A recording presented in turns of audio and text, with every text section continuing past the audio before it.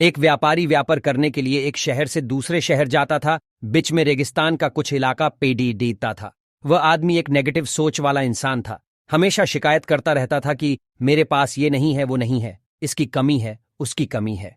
एक दिन वह रेगिस्तान में से गुजर रहा था, तभी उसकी पानी की बोतल खाली हो जाती है।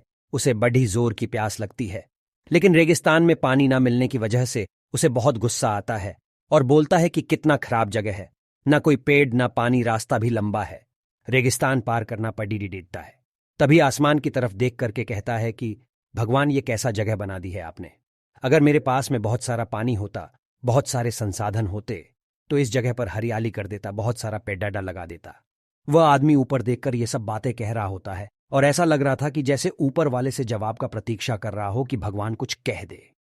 अब चमत्कार ये हुआ कि वह जैसे ही नीचे देखा, उसे अपने आंखों के सामने एक कुआं दिखाई दिया। वह पूरी तरह से घबरा गया, क्योंकि उसने कभी भी उस रेगिस्तान में कुआं नहीं देखा था।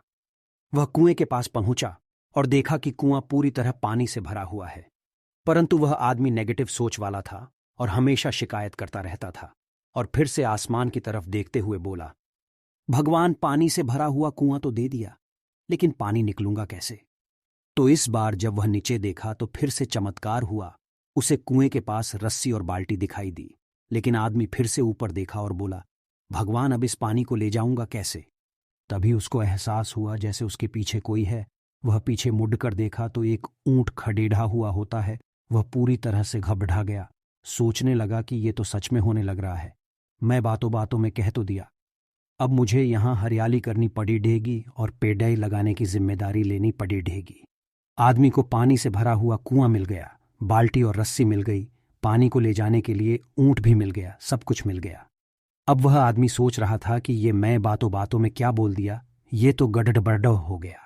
अब वह तेजी से दौड़ कर भागने लगा। वह भाग रहा था, उस जिम्मेदारी से बच रहा था। तभी एक कागज उड़ते हुए आया और इसके शरीर से चिपक गया। उसने जब उस कागज को देखा तो उस पर लिखा हुआ था कि मैंने तुम्हें पानी दिया, कुआं दिया, रस्सी और बाल्टी दिया, पानी को ले जाने के लिए साधन दिया, फिर भी क्यों बचकर भाग रहे हो? उस आदमी को लगा कि मेरे साथ पता नहीं क्या हो रहा है। वह दौड़ते रेगिस्तान को पार कर लिया, लेकिन उस रेगिस्तान को हरा भरा नहीं बनाया। ये कहानी हमें सिखाती है कि हम में से बहुत सारे लोग ये कहते हैं कि बीडीडी स्कूल में पीएरएच लिया होता या बडेढ़े कॉलेज में चला गया होता तो ये कर लेता। अगर मेरे पास बहुत सारा पैसा होता तो ये कर लेता। मेरा बॉस मेरा साथ नहीं देता है, नहीं तो मैं पता नहीं क्या कर देता। हम हमेशा शिकायतें ढूंढा करते हैं, अपनी जिम्मेदारी से बचकर भाग रहे होते हैं।